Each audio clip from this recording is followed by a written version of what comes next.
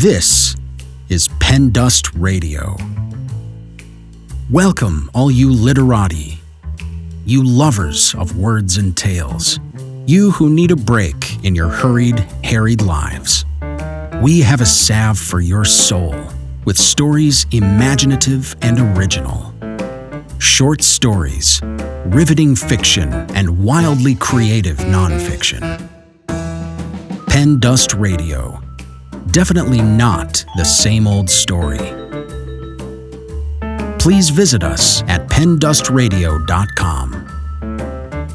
This podcast is a production of Rivercliff Books and Media.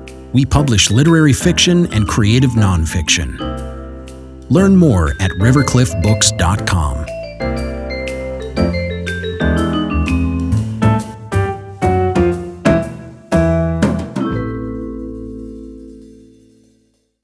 In this brief memoir, Roberto Loiederman recalls a night in San Francisco in the summer of 1965 that he spent with Hunter Thompson, the half-mad, cosmic prankster and creator of gonzo journalism.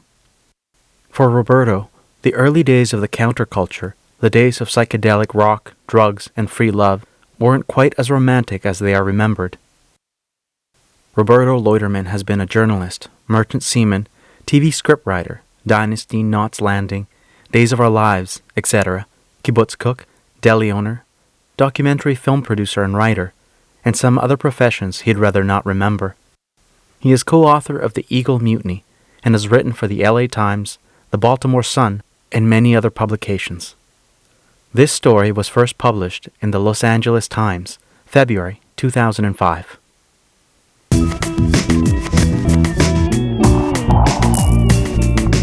The Darker Side of a Night with Hunter S. Thompson.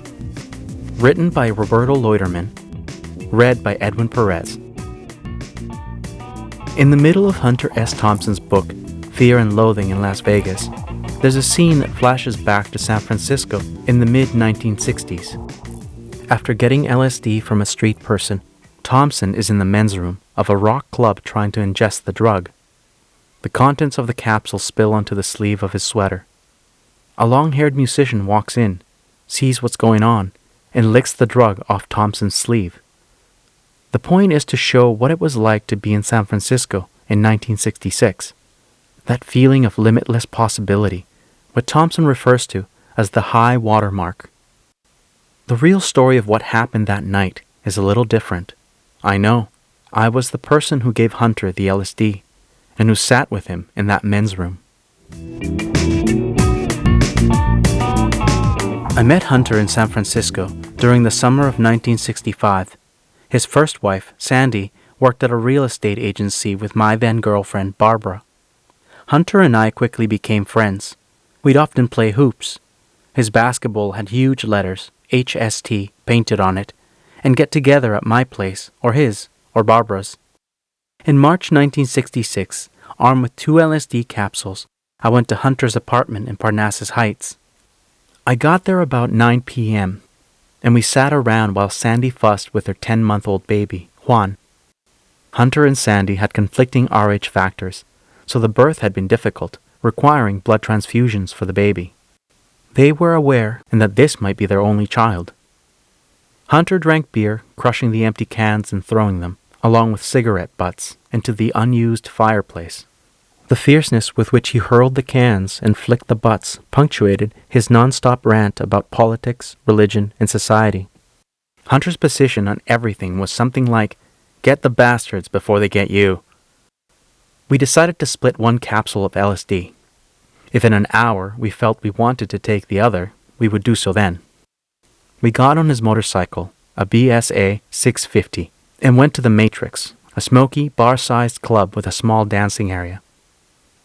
An hour later, during a break in the music, we decided to take the other capsule.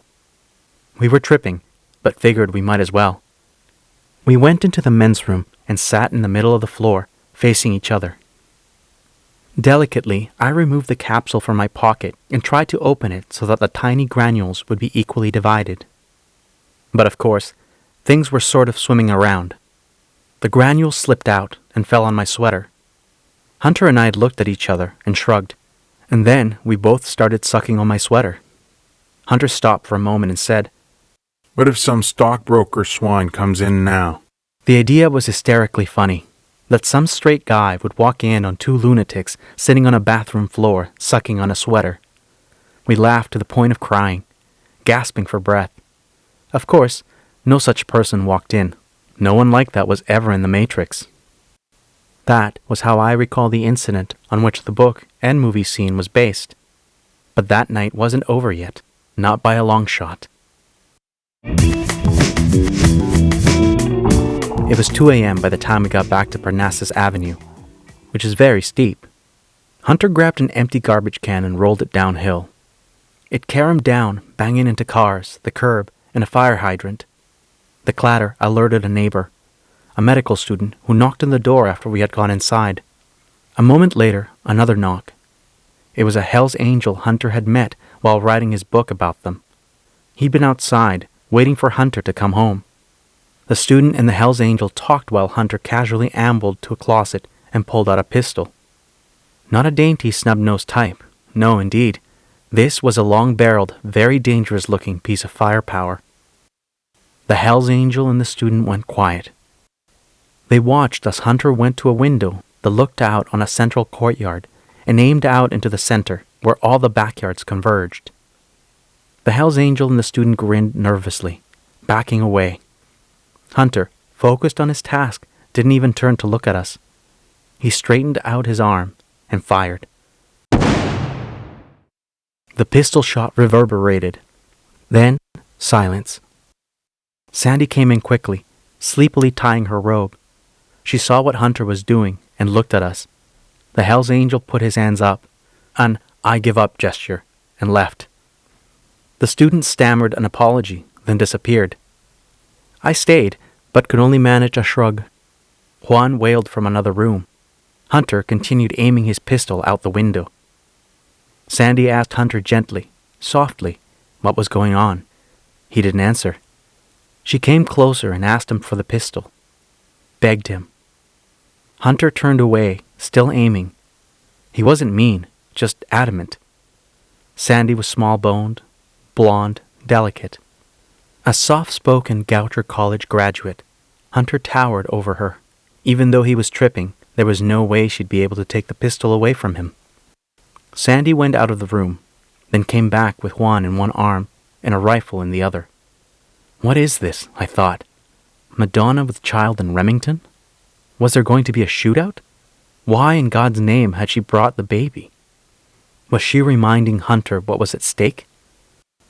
The moment was awash with danger, but the baby fell back to sleep in her arms. Slowly, Sandy approached Hunter. "Look," she said, measuring her words. "Take the rifle. Go ahead. Take it, and give me the gun, okay? Let's trade." She was trying to talk her naughty little boy into giving up his nasty toy for a slightly less nasty toy. Was this a dynamic they had played out before? "The rifle's safer," she said. "Take it, and give me the gun." I didn't understand what made the rifle less dangerous. And then, amazingly, Hunter agreed. He nodded and carefully gave her the gun, making sure she gave him the rifle at the same moment.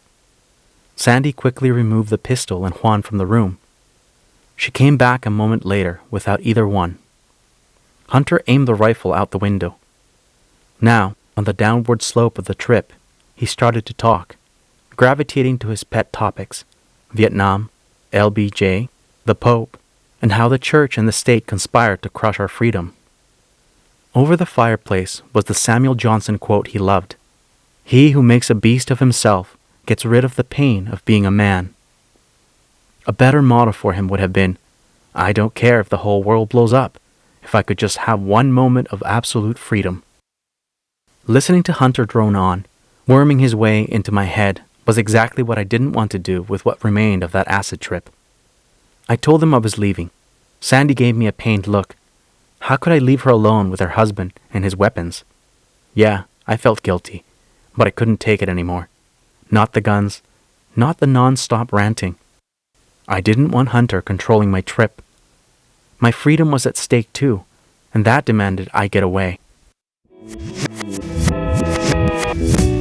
I walked home in the chilly pre-dawn, enjoying everything, as if I had been released from prison. I never saw Hunter or Sandy again. Years later, when I read Fear and Loathing, I was surprised that the Matrix incident had been used as the epitome of what it was like to live in San Francisco in the 60s. I would have chosen a number of other moments, but Hunter picked that one. And yes, to some degree, it does show that anything was possible then.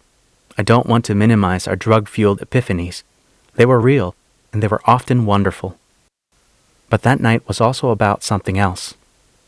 It was about betrayal, mine and Hunter's, for the sake of protecting our precious trip. It was about ignoring that actions have consequences. It was about our cruel denigration of the straight world. And it was about being nonchalant toward violence, that which we inflict on others and that which we inflict on ourselves. Hunter was right in sentimentalizing the first part of that night. Who among those who lived through that time doesn't feel nostalgia? But the latter half of that night was just as much a part of us and of that era. And Hunter should have let his readers know that. To glorify the first half without coming to terms with the second is to miss some of the crucial reasons that the wave rolled back after that high water mark in the Matrix men's room. It rolled back and left us high and dry. This story is copyright 2005 by Roberto Loiederman. This recording is copyright 2020 by Rivercliff Books and Media. All rights reserved. Thanks for listening to this episode of Pen Dust Radio. For more information or to submit your writing to the podcast, please visit pendustradio.com. This podcast is a production of Rivercliff Books and Media. Learn more at rivercliffbooks.com. The story featured in this episode is a work of fiction. Names, characters, places, and incidents are the product of the author's imagination or are used fictitiously. Any resemblance to actual events, locales, or persons, living or dead, is entirely coincidental.